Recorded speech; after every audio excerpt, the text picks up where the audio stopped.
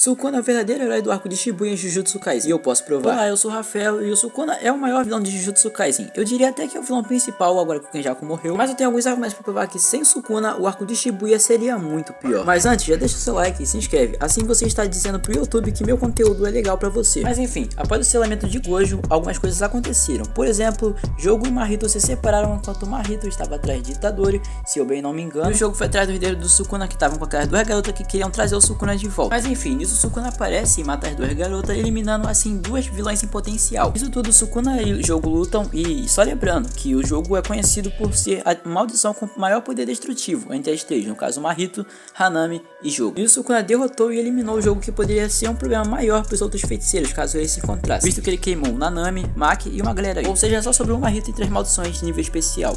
Mas voltando a falar do Sukuna, após ele derrotar o jogo, ele vai em direção ao Megumi que tinha acabado de invocar o General Mahoraga. Só lembrando que o Sukuna não lutou com o General Mahoraga por um acaso, visto que ele foi até o local onde ele estava de propósito. E se ele quisesse, ele poderia muito bem deixar o Itadori se virar contra o jogo ou o Mahoraga, que o Itadori ainda perderia, não importa qual dos dois seria. Mas enfim, antes de derrotar o Mahoraga, o Sukuna ainda recupera o Megumi que poderia ter morrido naquele exato momento. Mas o Sukuna impediu a morte dele e partiu para cima do Mahoraga. E quem viu a luta soube que o Mahoraga é extremamente perigoso, visto que no mangá ele deu trabalho pro próprio Gojo. Isso além dele ter matado o líder do clã Zenin e do clã Gojo no passado. Mas enfim, o Sukuna derrota o Mahoraga e é claro que ele faz um estrago com a sua expansão de domínio, mas poderia ter sido muito pior, e eu já te explico. Mas antes, já deixou o seu like, se inscreveu? Mas enfim, pra teoria começar a acontecer, nós vamos considerar que o Sukuna não aparecesse, beleza?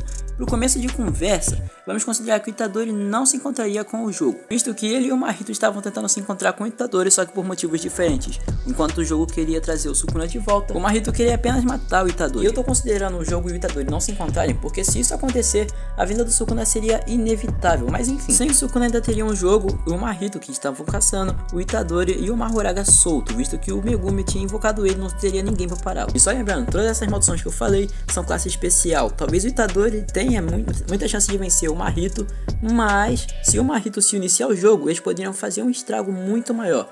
Mas enfim, eu não tô aqui pra falar do Itadori. Agora falando do jogo, nenhum dos feiticeiros teria chances com ele. Talvez a Yuki conseguiria até dar uma boa luta ou vencer, mas ela com certeza não teria gás suficiente para mais uma luta tirando essa. E posteriormente ainda teria o Kenjaku, que estava interessado nos poderes do jogo. Então, mesmo que o jogo perdesse, o Kenjaku ainda absorveria os poderes dele, e aí isolaria geral, e nenhum outro feiticeiro teria chance com ele. E só lembrando que a Yuki era a mais forte no momento. E enquanto isso tudo aconteceria, o Mahoraga estaria lá fazendo um estrago, isolando qualquer um pela frente. Mesmo que alguém desse trabalho para ele se adaptaria a muitas habilidades. Ou seja, nós temos Mahoraga, Uraume, Kenjaku com os poderes do jogo e Mahito, que provavelmente ele seria derrotado pelo Itadori e o Aoi todo, mas por conta do Itadori ter chegado mais cedo na luta contra o Mahito, é capaz de o Aoi todo não aparecer e o Itadori desistir de lutar. O Itadori desistiria graças à morte de Nanami e Nobara, que ainda aconteceria, visto que o Nanami e a Nobara que foram em direção ao Mahito.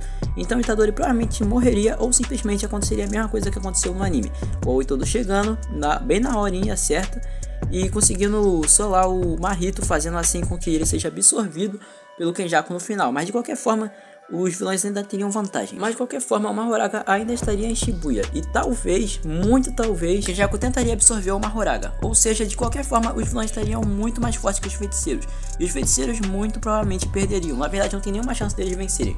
Mesmo se o Yuta aparecesse no último momento para salvar geral, eles ainda não conseguiriam vencer o Kenjaku, que teria absorvido o Mahoraga, o jogo e o Mahito. Então sim, por mais que o Sukuna seja um vilão brabo, se não fosse ele, o arco de Shibuya seria muito pior. E eu não tô falando de qualidade, e sim em gravidade de problemas que teriam em Shibuya.